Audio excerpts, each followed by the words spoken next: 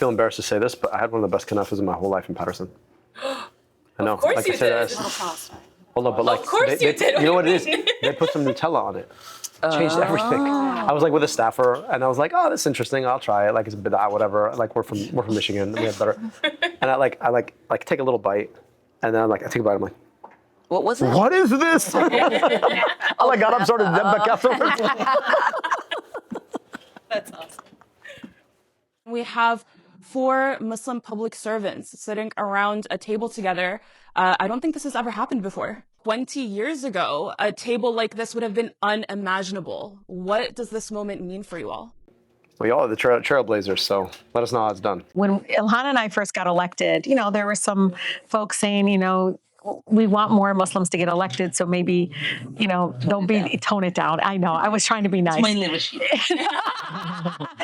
And she made a note, since we've gotten elected, since 2019, 200 Muslims have been elected across the country. Wow. So we think about that for one moment, is this the incredible movement? I know we were just part of it. We weren't the reason, but I think it's given a lot of people strength to be unapologetically themselves and really lean in and who they are and not shy away from that. Growing up, I didn't know when somebody was Arab American until they came to our community and said they were. And now, it's kind of cool that our kids get to see people of their faith. And like Ilhan always says, they can see themselves in government now. So I got to grow up watching Rashida be an elected official. Yeah. All right. So Rashida's like my older sister. Every time I make a mistake, I just get the text message. It's like very much older sister energy, and I'm like, I'm sorry, I've been right. No, you apologize. I care enough. Well, no, but the point that I'm making is, what better joy and appreciation than to have somebody who's looking out for you, who's been there before, right? In this campaign, we always talk about the cost of one's faith, the attention on how you pray and your name and all these other things. But I think what people don't pay attention to is what comes with the integrity of saying, hey, I'm gonna try and pattern my life in a very particular kind of way as a form of accountability. I wake up to pray at 5:30 every morning. Mm-hmm. So ask yourself what that means about the way I pattern my life the rest of the day, right? Mm-hmm. And I think sometimes we don't pay attention to the upside of saying, listen, there are virtues in our faith when we say we're people of integrity, so much so that you speak the truth even if it's against yourself. Mm-hmm. But I think the Muslim American experience is one where you have this empathy for folks who pray in all kinds of different ways or don't pray at all. And I have seen that as a real asset on the campaign, getting to share my own experience authentically to who I am, right, with people of faith or no faith at all. The American Muslim identity is so still misunderstood. Every single person sitting around this table has had the most anti-Muslim attacks lobbied against them just for entering into the public space and running for public office. Is there a way where we will evolve past this, or is this just the way things are for our community right now? I mean, based on what I'm seeing right now is that it's not working. It used to work in the past because people didn't know Muslims, but our community has matured and it's grown. People know Muslims now. People, it's their neighbors, we're their friends at school, we're their doctors, we're the shopkeepers where they go and they buy stuff, we're their kids' friends. So that attack, when they start throwing these stereotypes, they're like, well, I know a few Muslims and they don't sound like that. And so I think it's less effective and they're working harder. And as the community continues to grow and people know more Muslims and see us in action and see us in office, they're going to, it's not going to work anymore. We are going to get past this. But I think now it's at the peak because they're so desperate and they have nothing else. Mm-hmm. And I think in many ways, we've had people who are, like Rashida said, authentically running as themselves. I think you spoke about 20 years ago. There was always this push of can you be less Muslim? Can you not be as visible?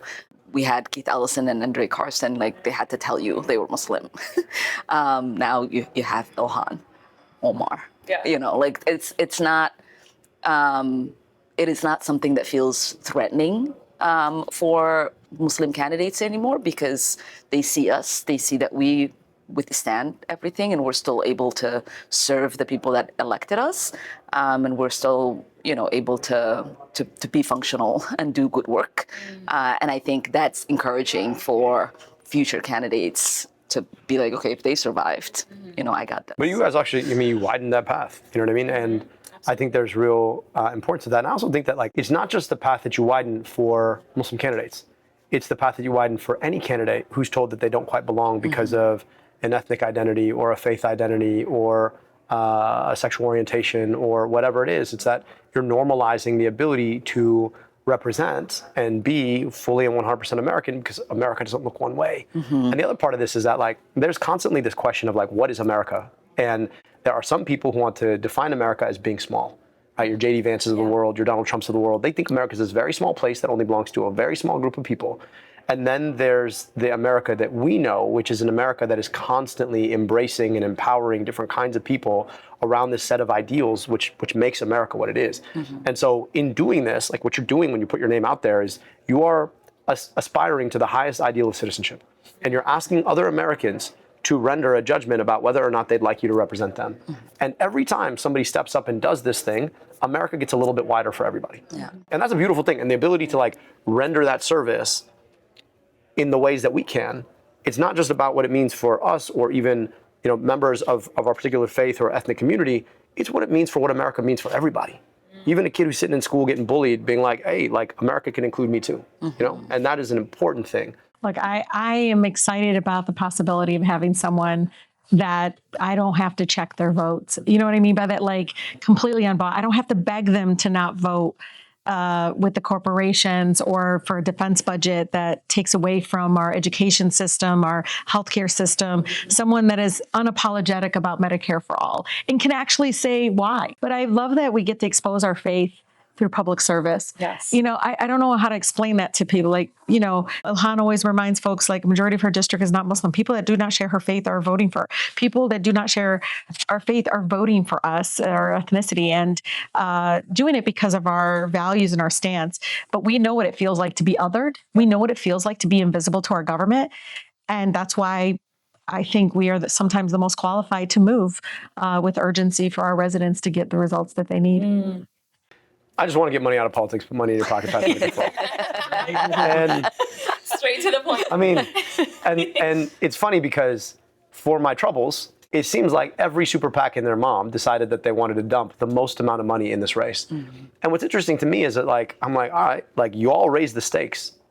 You decided to make this last stand over the value of corporate money in politics, the value of special interest money in politics. And in doing that, all you've done is given me a bigger platform to talk about getting money out of politics, putting money in pockets, and passing Medicare for all. They think that they can drop more money and get you to back down. And what they don't understand is bring more money, we'll just go harder, And all you're doing is reminding everybody else why the money in politics is so bad in the first place, right? Yeah. $70 million. You know how much medical debt you could erase for $70 million? I do. $7 billion. And they decided to drop it on a single Senate race. Money's cynical, but it's not dumb. There's something on the back end of it. Yeah. Right? And unfortunately, this is the biggest example, but this is the kind of transaction that happens in races big and small all over the country. And it's this legalized form of corruption, but $70 million? What message is that sending to the rest of the country? It's one that Adam, I was we going might to have say already sent with your Adam race. did. It's going to be like a thunderclap. Yeah. I mean, this is a referendum. Do we want the politics where super PACs come in and buy the election? Do we want a politics where AIPAC could come in with $30 million so that we could be spending it on continuing a genocide? This is really what it's about. And the country, we've seen these races one after the other. We've seen New Jersey and New York. But people are like, oh, yeah, that's the East Coast. Of course they're going to do that, But Michigan, this is big. And so yes, it's gonna send a big I love message. Michigan so much. Well, I always tell people Midwest sent the two Muslimas to Congress. It's always the women that gotta lead the way, right? True. Do you have any advice that you would give to Adam and to Abdul over here? People who don't know you will always have something to say. But the people that you represent, who are giving you the honor of representing them, will know the hard work that you're doing on their behalf. For me, you know me. Come home. Come home every week. No, because it will keep you rooted. Appreciate you guys. Yes, thank Manny, you. thank you. so much. What an honor, truly. Thank you all.